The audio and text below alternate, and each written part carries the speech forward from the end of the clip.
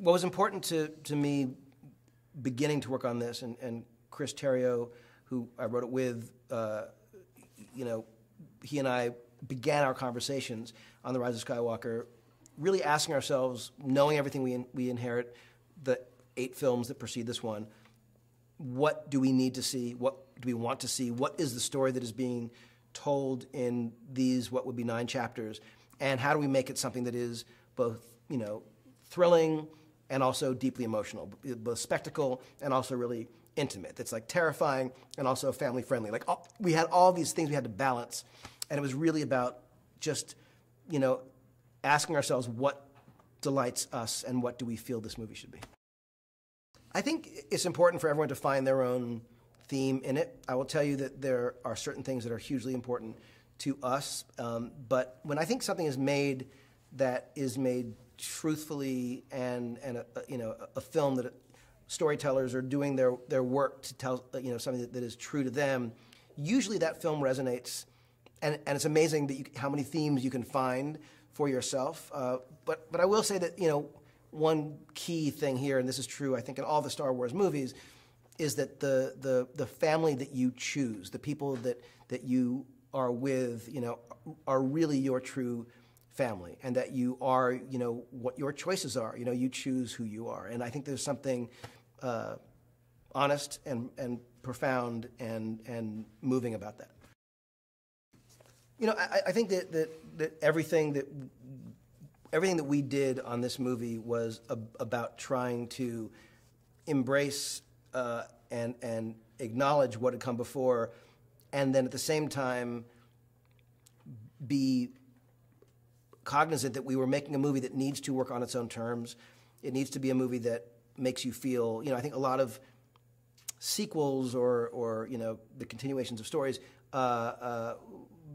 make a mistake of assuming you care about the characters. You know, this had to work on its own. We had to sort of reinvest in the characters, and it wasn't like there was a checklist of, we have to make sure we got her, we got to get him. You know, this was about what feels like it's the right story in our bones, and whether or not, you know, that's what works for other people is of course up to them. But it was not about saying, oh, we need to make sure we get this list of characters in the movie. It was who needs to be in the movie, who is determining for us that they're in the movie, as opposed to our choosing them.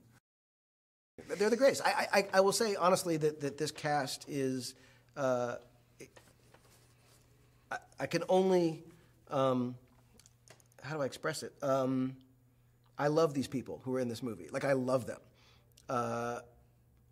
To a person. I mean, it was just the greatest thing to go into this kind of, you know, project. And Chris Terrio was saying that it's like, making a movie like this is a bit like, you know, being in a war. You know, you go to the front every day, and whatever happened the day before, you have to bring your best and your strongest and keep going. And to have these kind of, you know, soldiers alongside you, you know, these actors who are just so elevating the material all the time, so giving, so thoughtful, so wonderful together. Their alchemy is unmatched. And to see the performance that Daisy Ridley gives in this movie, it's something to behold. I mean, the range of emotion that she has to, you know, communicate in the course of this film is, you know, pretty vast and extraordinary, and she just killed it. So I can't say enough about all of them, especially Daisy, who's essentially in, you know, nearly every scene in the film. One of the first things that crossed my mind when Kathy Kennedy called to ask if I'd come back to do this film was getting to work with John Williams again. The opportunity to collaborate with him, you know, I would drop everything at any moment to get to do that. So, you know, he is the best. He's an extraordinary man, not just a superheroic talent. And I cannot say enough. I can't wait for you to hear some of the new themes too. We knew we couldn't tell the story of this movie, wrap up the Skywalker saga, and not have Leia in the film. Not just because she was a Skywalker herself and you know, leads the Resistance, but also because she's the mother of our villain. There was so much that connected to her, and we realized that we had footage from Force Awakens we could repurpose for this movie.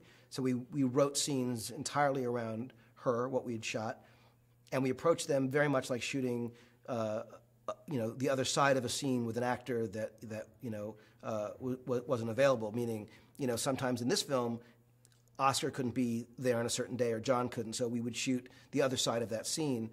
We did that with these scenes with Leia, only the side for Carrie had been shot 4 years earlier. So it was a bit of a puzzle.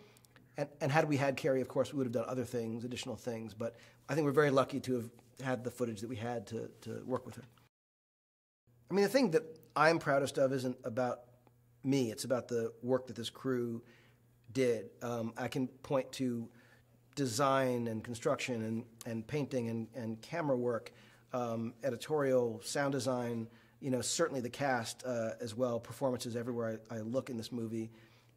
I'm just proud to be associated with these people who did a truly remarkable job. Everyone knew this was the end of the saga, and we all needed to bring our best. And I think probably on every, in every department, at every level, there were people on every day that were in some kind of panic or uncertainty about how, and I think they would all look around, as I did, and take comfort in the company they were with. And I think that there's no way this movie could have gotten done without this exact group of people on camera and off, and I'm grateful to all of them.